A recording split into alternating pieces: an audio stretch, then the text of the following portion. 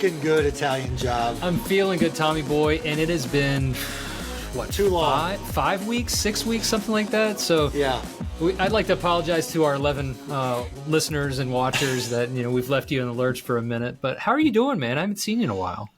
I'm better than I deserve, I think. Just doing well.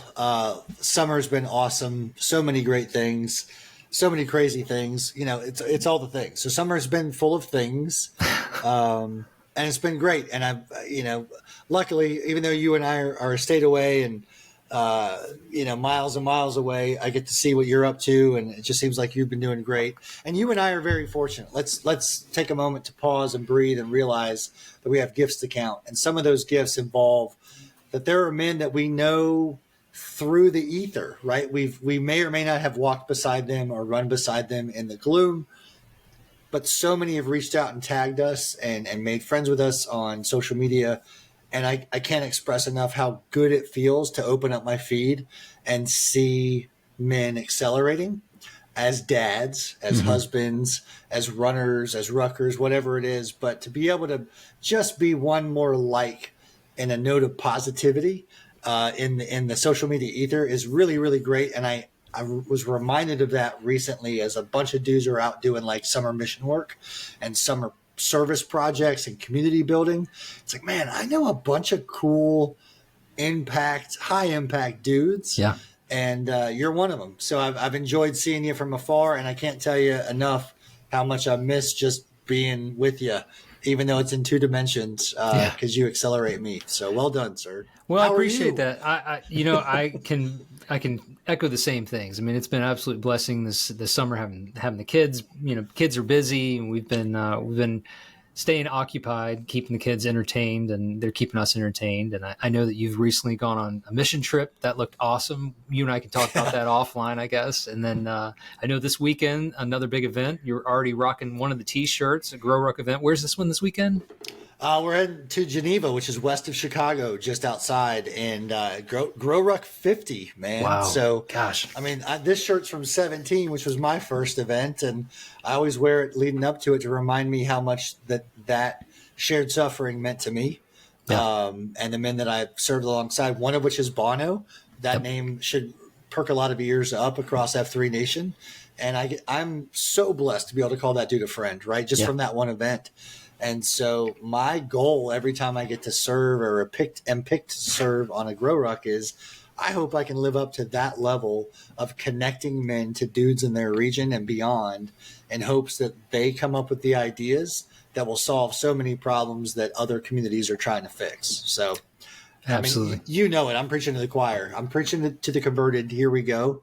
But I'm looking at you, Geneva. I'm looking at you, Naperville, because F3 Grow Ruck 16, that video, that hype video in Naperville is what prompted me to click submit my application to be at Grow Ruck 17. So it's all for a circle, man. It's all full circle, man. And you and I are just lucky to be arcs on that ring. So no question. Very cool. So you brought up kind of those high impact men, and we see them every morning. And today's guest is I would say if I had a top 10 of and I do have a top 10 of guys that I respect immensely, especially men in the gloom, not just because of what they do in the gloom, but the leaders they are in their communities, the leaders they are in their families. Our guest today is in my top 10, no question about it. So we got to tighten it up because he's an Emmy award-winning voiceover communicating artist. He is he's a business builder. He's a lifetime entrepreneur. He's a coach. He's a consultant. He's a podcast host. He's a learner. He's a problem solver. He's a dad of 2, a mentor, and my friend, a guy that I get to see every other Friday where he gets to help me get a little bit sharper. This is my friend Andy Anchorman Safinauer. Anchorman, welcome to The Stuff We're Trying, man. It is always an honor to spend some time with you. So I got to ask, how'd you get the name? How long you been doing F3? And who brought you out? Okay, so I was brought out by. Thank you, by the way. I'm thrilled to be here. It's nice to have a couple of young guys to speak with about this. Let's see. So I joined when I guess 10 years ago. Yeah, going in 11. Yeah. And so I joined early on. I went to church with a couple of guys, Pusher and Package, here at the fort. And they were like, at that point, we were pretty nascent. I think we had 2 workouts a week, and they like, hey, you should come out to this thing we're doing. And I was like, well, what is this thing you're doing? It's like, well, we work out in the park. And I said, what is that? What does workout mean? No, we just do some push-ups and some sit-ups, just stuff. I was like, all right. I mean, maybe I'll come out sometime. And finally, I don't know what it was. I was like, I'm going to go to this thing. And so I showed up on a Tuesday at 5:15, and neither guy was there. Left you naked. You were posted naked. Yeah. So I remember it was cued by a couple of guys that I think most people, I think at F3 at least, have heard at this point, C-SPAN and Cake Boss here. They were cueing that day, and we were doing crazy eights on a soccer field, and I was laying there in the middle of crazy eights, gasping for breath like a lot of, I think, folks that have joined F3 were, and I looked up and I said, God, if you let me live, I promise I will never come back. And 10 years later, I just saw him yesterday in the gloom. We were literally posting together yesterday. Yeah, I mean, it's funny. It was. We always talk about F3 being. I think we start out by going to the workout, but then it's always about everything else. I think I took a week or so off, and then I went back out because I met a couple of guys that were at the back. Right, I mean, there were a couple of guys at the back that were going, "You're going to be fine. You're going to be fine." Anchorman comes from the fact that I've done voice work for a long time, and so I do things for TV news stations, Tonight on Action News and that sort of thing. So that's where Anchorman comes from. And so a good name, I wasn't stuck with Massage Envy or Kid Mark or anything else. So I think overall, a pretty good name. And it's worked well. F3 to me has been really important. The thing about F3 that I try to tell people when I try to get them to come is, you try to soft sell a little bit. I'm certainly not the athlete that either you two. I've done the Marine Mud Run. I've done a half marathon. I've done the Dam to Dam, I guess 4 times, which is the 60-mile relay here in South Carolina. I've done plenty of 5Ks and that sort of thing. But so I have to speak differently to people about coming. I'm like, come, and really my takeaway from it has been all my friends, and really it's going to lead into what our conversation ends up being. I think that kind of we talked about, before was my friends were my wife's friends' husbands. Mm-hmm. And so we would go to a cookout and I'd be like, hey, Tom, nice to meet you. I'm Andy. So what do you do? Right. So we're identifying ourselves by what our work is. Right. So we've got to make sure that we know that what I do and what you do. You work for Duke, Dustin. Interesting. So can you get my power bill to be less? And let's talk about, what do you think the Panthers are going to be like this year? Right. And so where's our comment? Where's the openness? Right. And so that's an intro conversation. And you might be like, hey, I golf on the weekends. Why don't you go? And so we might, but eventually, how deep does that really end up going? But the thing about working out in the morning and sweating, and then once you're in that COT and you realize that somebody comes along in the COT and opens up in some way, you're like, whoa, wait a minute, hold on, like that dude just said that he and his wife aren't getting along, and he wants us to pray for he and his wife. Wow. I guess, I think people would say, well, are you going to judge? No, you're just kind of like, wow, I can't believe that. But then the next time it's like, you hear somebody's wife is, or somebody's mom is sick and you want to pray for that. But, hey, I'm also struggling with somebody will speak about, there might be some, I'm drinking too much. My wife noticed something, these things start happening and you start hearing these things. And I think that in society, vulnerability is considered a weakness. I think vulnerability is a sign of strength. When you're able to sit in that thing and know that you're in a trusted place to be able to say something, see, I don't get that when I go to the cookout and meet my wife's the friend. company picnic. That didn't happen too much, right? And I will say that what's happened to me over time is that I've been in other situations and I will be more open and people look at me funny and I'm like, oh shoot, you know Yeah, what? we don't do that here. We Apparently. don't do that here. We Yeah. don't talk about those sort. I mean, that you can just tell that that's not something that the people are comfortable with. But when you're around, a bunch of guys that are willing, and not everybody's willing to, but more and more you see over time, the more you share, the more people are willing to do that, and that's that glue that makes people want to come back out. To me, that's what makes a difference for me all these years, to be part of it. So here's where I see this going today, because it's a super important topic. God, I sound like my children. Dad, it's super important. It's super heavy. It's super awesome. But let me set the backstory and then kind of get out of the way, because I love the relationship that you and Italian Job have in the form of a blade and Whetstone. And this episode will be adjacent to that and will open the door to future important conversations about those relationships, right? The vertical relationship between two men. And yet today we want to ease into that. But I say ease and we're kicking down the door. IJ, you sent me a text that was a snippet of a tweet. And the tweet said, there's an epidemic of loneliness, especially among working parents with young kids. Too many of us are in isolation, never seeing friends, moved around for work, tending to our families. It gets lonely. And the image is a solo plate of chicken wings looking out over an empty restaurant, right? So I was like, all right, IJ doesn't just send me one-off. So what is this? So I clicked into it. And the response, the first response, the one that's getting all the traction is, it doesn't even matter who it is. It's a Twitter handle. But the comment like rocked me to the core. And it's this: I never understood how guys in their 40s would blow up their lives or off themselves. I get it now. And that was one of those, just shuddering moments. Like, I shuddered when I read that, because IJ, I said at the beginning of the show, we're lucky to come in contact with so many guys across the F3 nation, which in this instance is the globe. Mm-hmm. And I had just come off a conversation with somebody who, a man in their region, took their own life and gone far too soon, which is always the case.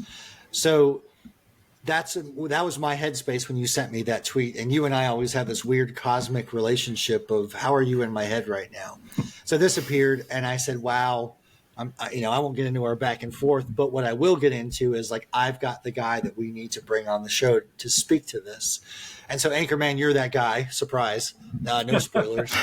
And so I just kind of want to set that stage for the men, because I know we are not the only ones experiencing this, reading these types of things, hearing these things in COT, Anchorman, as you mentioned. And every time for me, it's always, thank God I'm not the only one. Yep. That these thoughts are bouncing around in my head or heart, or I'm hearing other men share them in this COT, and I don't have an answer. So this isn't going to be the be all end all solve all things podcast, but what I hope it will be is the stage setting conversation for men to have in every COT, at least tomorrow. And then thank goodness if it's the day after that, and the day after that, and the day after that. Because that's what this thing is. It's not just a workout. It's not the podium showing. It's the moment when we hit rock bottom and we look around and realize, A, there are tens of hundreds of hands reaching out to help us up. And it just takes that moment of crying out. So that's a big, heavy introduction to this conversation. But you've already set the stage by saying, that this is so much more than a workout. Guys hear that all the time. Let's kind of flesh that out and make it real, so that it's more than a workout is not an F3 t-shirt that we sell on Mud Gear. It's a thing that is very real, because guys experience in the flesh. So we said before we hit record, or I said before we hit record, as a spiritual, as a religious / Christian man that practices my faith through those things, every time in the scripture that I read, when Sky Q's people cry out, he shows up. So let's start with the crying out. What does it look like when a man cries out for help, so that we can make sure that we're there and observing that or that we know how to do how to initiate a cry out, if that's a fair question. You're asking for like the hard stuff, you're not We don't. warming up for. We only have like 30 minutes. We don't mess around. There's a guy that I've worked out with for years, very fit guy. And one time I said to him, I go, "Why do you push yourself so hard?" And he said, "Because it's the one thing I can control." Oof. Yeah. And I think there are more guys in the nation than we'd like to admit that are probably shaking their head going, "I've actually thought that same thing," right? Like I can whip out the burpees, and I can run, I can run the stairs at a parking deck, and I can do all the things that are hard. But I do that because my life outside of this is spinning out of control. And that's a tough thing to realize, right? And the tweet that you read is so powerful, but what the rest of he said is about himself was, all you do every day is look after others, always more requests. You're always pouring into the cup of work or family. No one ever pours into your cup, and nobody seems to care. So I want you to think on that right now. Anybody who's listening or watching, how many times have you felt the same way? And you're not by yourself, right? Like, we've all felt that way. Nobody, we can talk about faith. I'm a Christian as well. But I think that even that there are times when I've felt like God isn't listening to me. That he isn't there for me, which is incredibly selfish and silly, right? And it sounds silly to say it out loud, but when you're sitting and you feel like you're by yourself, when you're the cheerleader, when you're the person pouring in everybody else's cup, and you're standing there with an empty one, what do you do? What do you do? And I think that you have to be, how does it start off for someone to get better at that? They have to sit and they have to be willing to be open in some way, right? You can't force somebody to be open and to listen, but we also have to be mindful of looking at the guy that you need to look around and realize that if you're always running with, particular guy, Italian Job runs in the front, but if I was able to keep up with him or whatever, but he's a guy that would notice that somebody's kind of trailing at the back or somebody that's being a little quieter than normal. And I think that having a guy like Dustin to do that and to circle back around and go, "Hey, what's going on? What's up with you?" I think we need more mindful of the guys that we're around on a regular basis to notice when somebody, look, they can be trying to hide behind something, but people, who your people are, who you're around enough, and when somebody's having an off day, and to say, "Hey, what's the deal with where you're at today? How do you, everything all right? What's going on?" And not necessarily accepting fine, everything's fine. Yeah. And Tommy boy, I think for me, the hardest part about getting a Whetstone relationship was actually asking. Andy had no problem saying yes. Andy had no problem saying, "Man, I'd be honored. I'd love to spend some time with you." But for me, because I feel like I want to put on a front that I've got it all figured out, that I've got the perfect meal at Thanksgiving, and that my family is the greeting card family, the Hallmark movie family, and that my job pays big money and there's no stress and there's no anxiety in my life and everything's figured out. We can all put on that front. But the hardest part for me was just going and raising my hand and saying, "I don't think I have all the answers. As a matter of fact, I know I don't have all the answers. And I know a guy that I honor and respect that has lived a little bit more life than I have, has children that are a little bit older than mine, who's been around life a little bit longer, who's been professional longer than I've been professional." And so for me, it was raising my hand and saying, "Would you listen to me? Could you speak to me? Could you give me some of your time to help me be better?" And so it's a two-way street. It's one, looking out for the next guy and seeing what they need. And then it's also raising your hand when you have something you need. Andy said it well. He said, vulnerability is not celebrated in society. A lot of times men are, if you're vulnerable, you're weak, or at least that's what we're led to believe. Rub some dirt on it. Man up, shut up and man up. I don't want to hear it. But there's a lot of men who've been told for many years, just man up and deal with it. And that guy's cup is empty. And he has poured out everything that he has had for everybody else. And at the end of the day, he feels empty and he feels alone and he feels like he has nobody to talk to. And I think that is more common than we lead to believe, because we're very good at putting on a front that we've got it all figured out. We are very good at putting those pictures out on social media, not the ones where it's a train wreck. Again, I see it all the time. You see the perfect Thanksgiving dinner. No one shows the kitchen. That is a train wreck. And you see the picture of the family and everyone's smiling. No one knows that 2 minutes before that, the dad's like, if you wouldn't just shut up and smile for this one picture. It's just, but that's not the stuff that makes it to social media. You know, we're comparing our everyday life to someone else's highlight reel, and we will never live up to that. We will never live up to some false expectation of perfection that is just not possible. So you've got to ask a guy, you know, how can you help me? I need help. Will you listen? Can you help me? And that's what Andy is for me. He's the voice of reason. He's the one that looks at the circumstances and says, well, how are you going to address the elephant in the room? You know, the one that you keep ignoring, that is just right there in the middle of the room. He's like, let's address this elephant first and foremost. And I think every man needs a guy like that. I'm Yeah, and it's an interesting dynamic because it subverts everything that we've kind of been raised or chosen to believe, right? Is that you got to show up and be the best in all things. And the dichotomy, the galactic shift to say, hey, like, I love what you said. You've lived a little more life than I have, and I'm stepping into a stage that I know you've had success with. Would you help me navigate those waters? I mean, you're coming out, arms are open, hands are open, you got nothing to hide. And that's an amazingly freeing position to start from. Yeah. Because you have, from the jump, shared, like, I don't know what I don't know. And what I don't know is what I'm trying to solve. And you've been there, done that, bought the T-shirt. Will you help me? Not only does that create a great space for the dude who is asking for help to be successful, and that's the groundwork for, because you can only go up, right?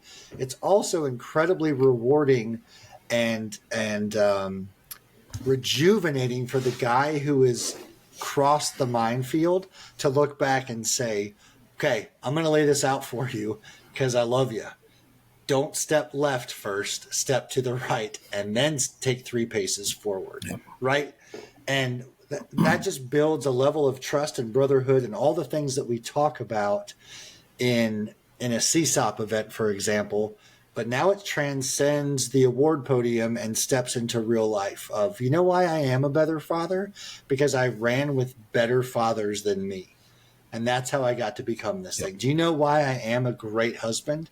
Because I stood amongst men who were better husbands than I was at one point.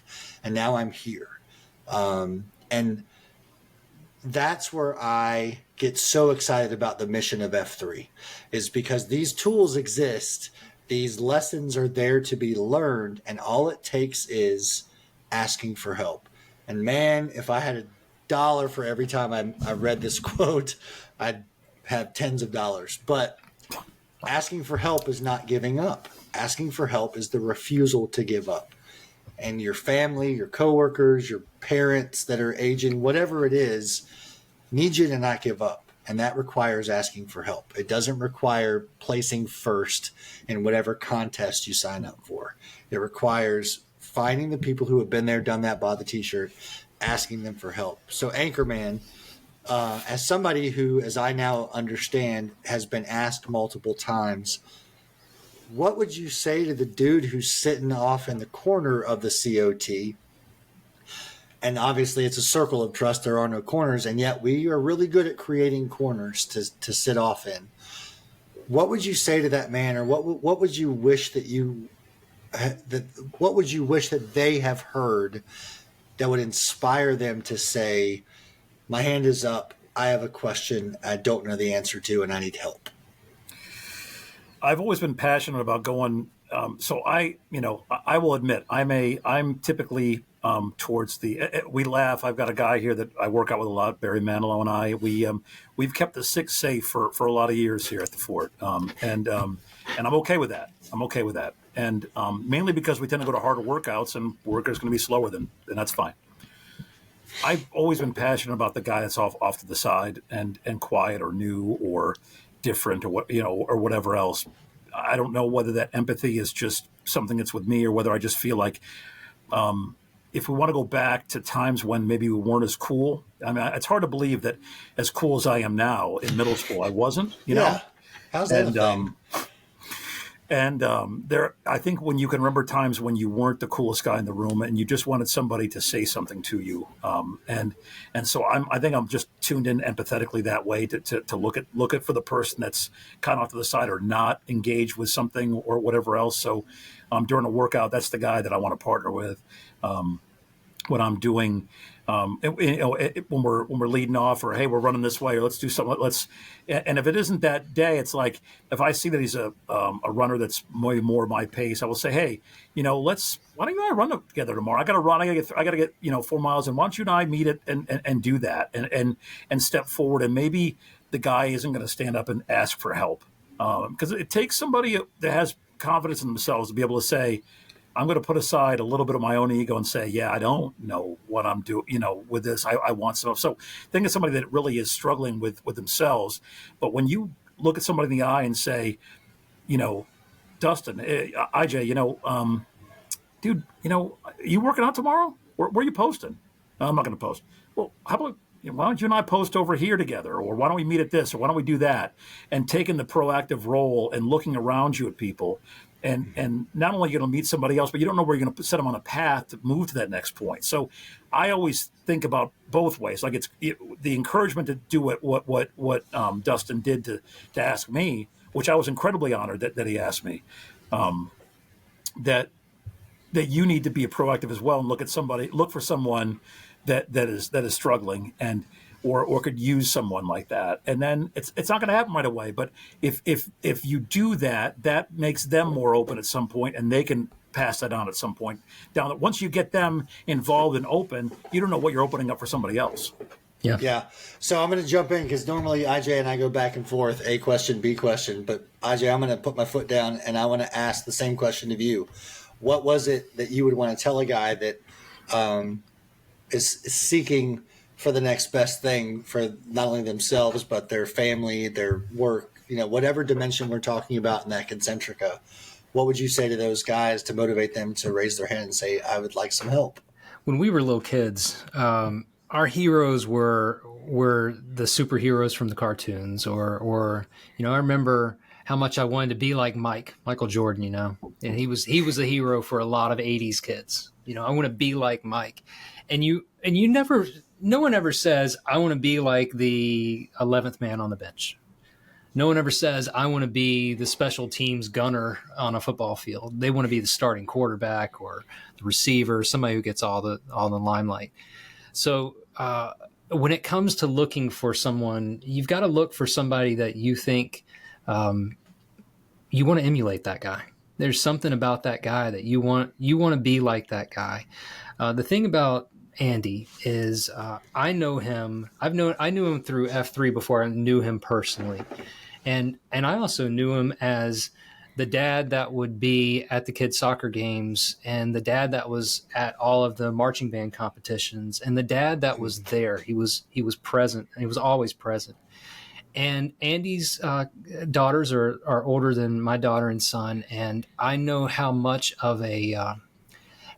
it matters to have a dad who's plugged into your life, a dad who wants nothing but the best for you, but is also going to say, you kind of stunk it up on the field tonight, didn't you? That's okay. That's okay. I love you. I love you nonetheless. I knew Andy was that guy. And I need to be more like that. I need to emulate a man like Andy. He's also a professional who's built a lot of businesses. He's an entrepreneur that owns a lot of businesses and has worked his way up and done the hard things.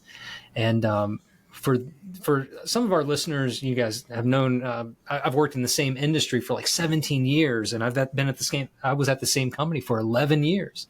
And I sat down with Andy. I said, I think it's time for me to look to go someplace else.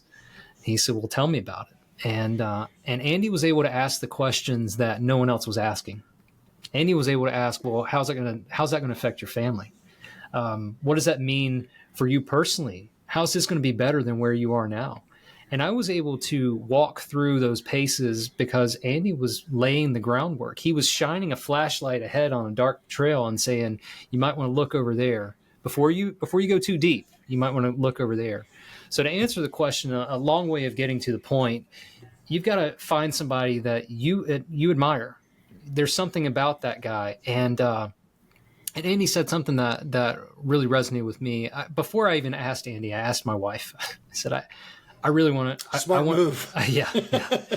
I need to have a mentor in my life. I need to have, and I didn't explain it to her in the Whetstone, the blade and the stone relationship. I need a mentor in my life. And I said, I'm thinking about Andy. She said, he is perfect. She said, just ask him. I said, I don't want to ask him. He's got a lot going on. I don't want to bother him. And this would be a burden. And she said, all you have to do is ask. And I was fearful, what if Andy's busy? I mean, I was making excuses for Andy. You don't have to say yes. You don't have to, I know you've got a lot going on. You've got so much, and it's okay if you say no, and it's fine. We can do it once a month or, whatever works for you. And Andy was like, I'll pay you $5. Yeah. And Andy was like, how about Friday? Yeah. Okay. Yeah. So find those, find the guy that you want to be like, and set your ego to the side. And the answer might be, I don't have time right now. That's okay. But you have to put your ego to the side and say, I'm going to ask the guy. And Andy was the perfect guy, and he's got a lot going on. And he does this professionally. This was just as a friend doing this. And he does this as a coach professionally for people who pay for this. And I feel guilty. I'm like, I'm getting so much out of this. And I think paid nothing.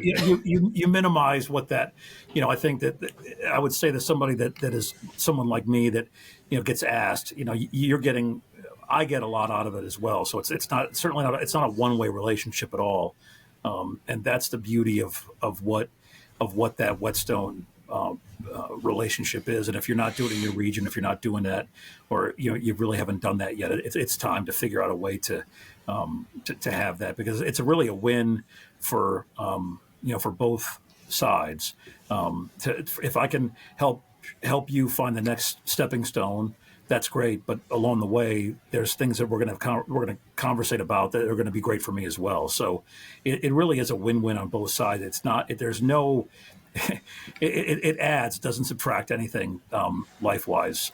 It doesn't take time away from anything else. It's always a value add for me as well.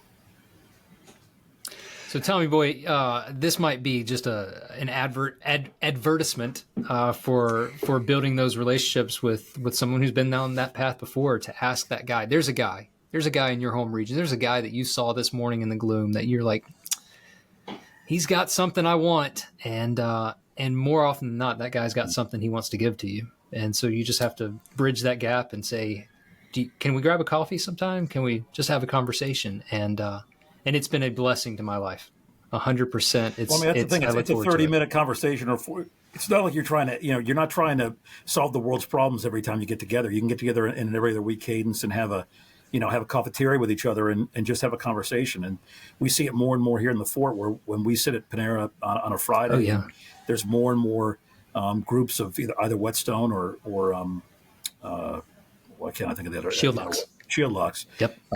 Together doing things, and that's really buoying to see that people are taking it seriously, and it's important to them to have these things, because the only way to not be the guy that's 40 and his cup is empty is to have someone help you fill the cup back up. And in this relationship, that's the idea. And really, our cup gets filled. There's a story that we talk about. We all carry a cup around, Tommy, and the cup is really, what are you carrying in that cup every day? If you're an angry guy that's always depressed and angry and pissed, when somebody bumps into you, because invariably in life you get bumped into, that cup's going to spill. What's going to spill out, right? And so the idea of you replacing what's in that cup every day that you're carrying around, that's anger or whatever, that resentment, or even if you think it's empty, it's full of something that's not right, right? It's not filled with the stuff you really need. When you have a relationship like this, the cup you walk around with is very different, and you feel thankful, and you feel like you're being continually, the challenge of being sharpened on both sides makes that cup a very different thing. So when you get bumped into, you have a very different outlook on life than if you're by yourself, and you're struggling with giving so much that you never get back.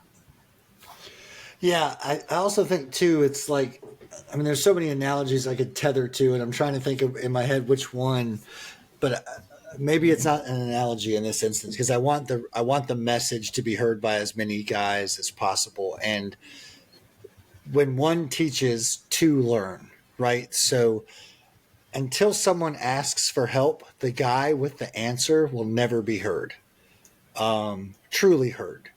And this is what I love about this vertical relationship between two dudes, is that it requires one to take action, and yet both are recipients of the reward. And that disrupts the status quo of, if I ask for help, it means I'm lesser, and I don't want to be seen as lesser. And anybody who has ever stepped foot rather in a Grow Ruck experience, or has participated in a regional Q source discussion, or fully understands the mission of F3, it's to disrupt the status quo. And this is the biggest one, I think, that would allow us to do exactly that.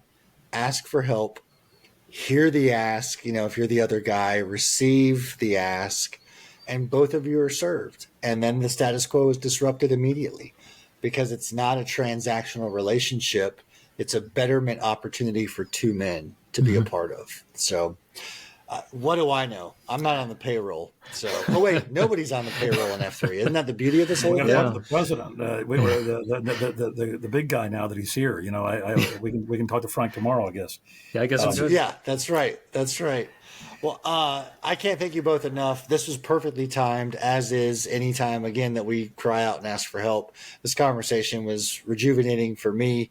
Thank you both for filling my cup. Anchorman, I'm grateful to know you, and I'm excited because I have to believe this to be true, the next time you're on this podcast, so we can talk more about it. And I really do, when I said on the front end of the show, I do believe that this is an opportunity to explore deeper the relationship of the Whetstone. Italian Job, man, it's been well overdue. Yeah. Please take us out with the ways and the words that only you can. Well, I appreciate it. TB, always an honor. Anchorman, love you, brother. I appreciate you being on with us and sharing some stuff with us. I would normally roll it out with something that I had written, but I'm going to finish out that tweet that we started with, and we gave you the problem. I'm going to give you the solution that this gentleman offered up. He said, most weeks I'll find a night to grab wings and drink after 8 p.m. with a buddy. It's a game changer. You got to do it. If this is you need to ask a friend to hang out this week, a dad from the neighborhood or from the gym, from church, a kid's friend's dad, but not work. He will want to say yes, but it's likely been 6+ months since he's done anything for himself. So make it easy on him. Let's get together after the kids go to bed. Let's choose a close bar or a spot near the house or near the garage. We'll just grab a beer. Be patient with him as he negotiates with his wife on kid coverage. He's going to love you for it, and you'll feel awesome. Trust me. So there you go, guys. I mean, the problems are evident. You see them. The solutions are just as simple. It's just a matter of asking that guy, hey, man, you want to get together? You want to maybe watch the game tonight? Or you want to grab a drink? You want to get some pizza? Whatever it is. If you are looking for a reason not to do it, you're coming up with excuses and crutches, you're going to find a reason that you can't do it. That means my wife has to put the kids in bed. Guys, she will be willing to put the kids in bed. I promise. This one time, it's not a big deal. If you're looking for a reason not to get together with the guys, it's going to be another 6 months, 12 months, 6 years, and you will not have done it. And you're going to look back and say, I wish I would have. No one ever says at the end of their life, I would have spent more time at work. They say, I wish I would have spent more time with the people I love, my friends, my family. Mm-hmm. So be encouraged today. Reach out to that guy. Find some time, whatever it looks like. Cup of coffee, 6 o'clock in the morning, 8:30 at night, whatever it is, 30 minutes of your life in that conversation is going to bear significant fruit. It's planting that seed for growth, for development, for leadership, for your next level. You just got to do it.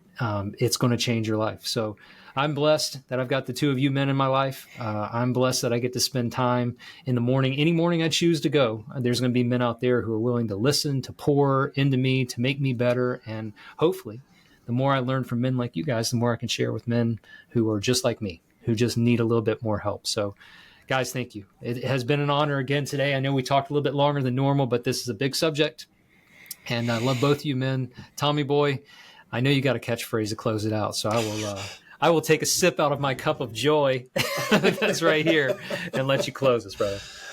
Yeah, I usually say be good or be good at it, but I think in this instance, I want to quote my dad, which is love you, mean it. Aye. We'll Thanks, see you man. guys next week, I hope. Sounds good. See you guys. Thank you. Thanks.